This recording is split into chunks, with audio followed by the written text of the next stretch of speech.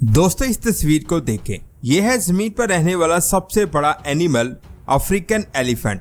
इसके बाद इस तस्वीर को देखें। यह है पानी में रहने वाला दुनिया का सबसे बड़ा एनिमल ब्लू व्हेल, जिसमें अफ्रीकन एलिफेंट का साइज इसकी पूंछ के बराबर है। लेकिन ये बहुत बड़ी जेलीफिश 10 हाथियों के बराबर है। ये एनिमल 4 हाथियों के बराबर है। और इस फिश की लंबाई देखो। समुद्र में रहने वाले ये सारे जानवर जमीन पर रहने वाले जानवरों से बहुत ज्यादा बड़े हैं, जिसका मतलब है कि समुद्र में कुछ तो ऐसा है जिससे वहां रहने वाले जानवरों का साइज जमीन पर रहने वाले जानवरों से बहुत बड़ा हो जाता है। लेकिन अगर मैं बात करूं करोड़ों साल पहले की, तो उस वक्त जमीन पर रहने वाले जानवर पानी में रहने वाले जानवरों से बहुत ज्यादा बड़े हुआ करते थे। तो अब यहाँ सवाल आता है कि पिछले करोड़ों सालों से हमारी जमीन में ऐसी क्या तब्दीलियां आई हैं कि समुद्र में रहने वाले जानवरों का साइज जमीन पर रहने वाले जानवरों से ज्यादा बड़ा हो रहा है। इस सवाल का जवाब जानने के लिए 2023 में साइंसदानों की एक टीम एक दिन समुद्री जानदारों पर स्टडी कर रही थी। इसके लिए उन्होंने 10 मुख्तलिफ ऐसी समुद्री फिशेस को लिया जिनका साइज 10 मीटर से ज्यादा था। लेकिन सोचने वाली बात यह थी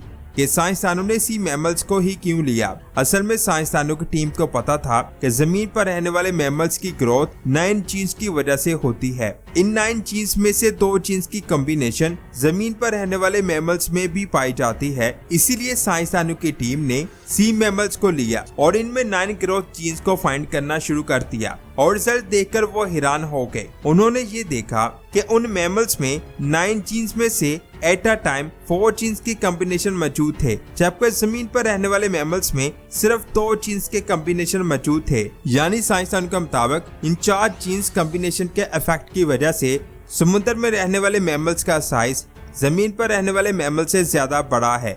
अब यहाँ पर सवाल ये आता है कि पानी में जाते ही मैमल्स को इन एक्स्ट्रा ग्रोथ जीन्स की जरूरत क्यों पड़ रही है, क्योंकि ये 2 की जगह पर 4 हो जाते हैं। आखिर इसके पीछे रीजन क्या है? जब इस चीज पर स्टडी की गई तो साइंसदान को पता चला कि समुद्र की गहराई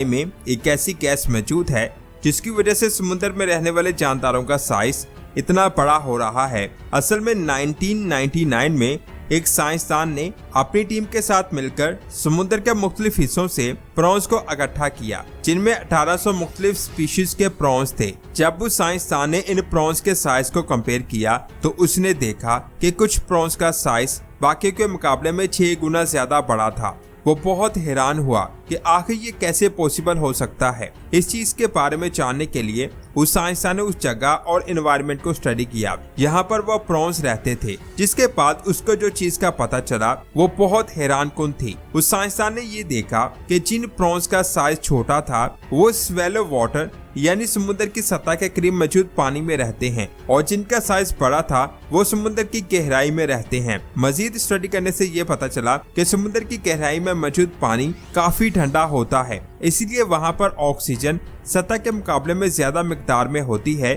और ये वो गैस है जिससे प्रॉन्स का साइज सतह पर रहने वाले प्रॉन्स से ज्यादा बड़ा हो गया। अब सोचने वाली बात यह है कि आखिर ऑक्सीजन की वजह से साइज बड़ा कैसे हो सकता है। उस साइंसदान की स्टडी से एक आम सी बात सामने आई। फिश अपने गिल्स के जरिए सांस लेती है। अब क्योंकि ठंडे पानी में ऑक्सीजन की मकदार बहुत ज्यादा होती है, इसीलिए ज्यादा ऑक्सीजन को हासिल करने के लिए मछलियों के गिल्स का साइज बढ़ने लगा। क्योंकि जैसे ही फिश की बॉडी को ज्यादा ऑक्सीजन मिलने लगती है, उनका सेल मेटाबॉलिज्म बहुत ज्यादा फास्ट और एफिशिएंट होने लगता है, जिससे फिश के मसल्स भी ग्रो होने लगते हैं। यानी ज्यादा ऑक्सीजन से गिल्स बड़े होते हैं और उन गिल्स को संभालने के लिए फिश की बॉडी भी बड़ी हो जाती है, और इस बड़ी बॉडी को ज्यादा ऑक्सीजन के लिए गिल्स मजीद बड़े हो जाते हैं, जिसका मतलब है ग्रोथ जीन्स और समुद्र की गहराई में ज्यादा ऑक्सीजन की वजह से वहां मौजूद जानदारों का साइज बड़ा हो रहा है। लेकिन उस साइंसदान ने एक चीज को मिस कर दिया।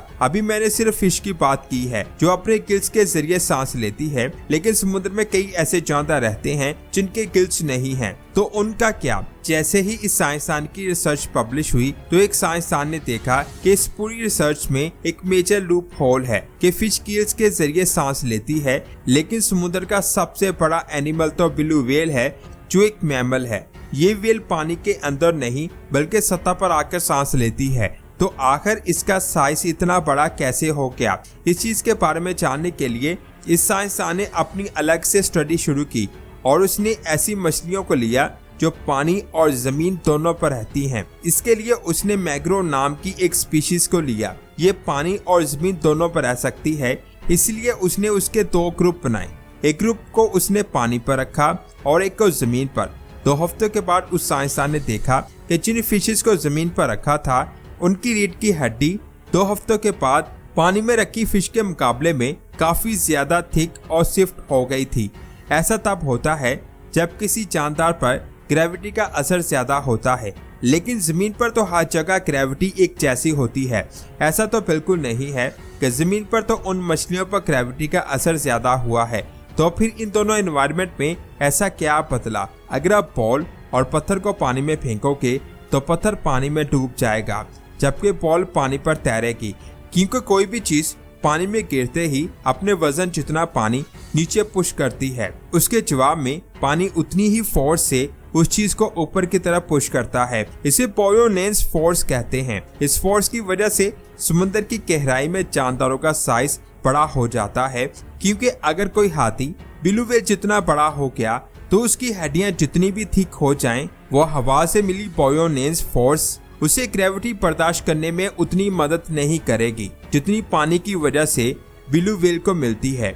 ये भी एक रीजन है जिससे समुद्र में जानदारों का साइज बड़ा हो जाता है। पानी के अंदर मुख्तलिफ जानदारों को तैरने के लिए उनके मुख्तलिफ केमिकल्स बनते हैं और उन केमिकल के लिए उनके ऑर्गेन्स का साइज बड़ा हो जाता है और फिर उनकी बॉडी का साइज भी बड़ा हो जाता है। मुझे उम्मीद है अब आपको समझ आ चुकी होगी कि समुद्र की गहराई में रहने वाले जानदारों का साइज जमीन पर रहने वाले एनिमल से इतना बड़ा क्यों हो जाता है। 2007 में जापान के साइंसदानों की एक टीम अपनी शिप से समुद्र के मुख्तलिफ जानदारों को स्टडी कर रही थी।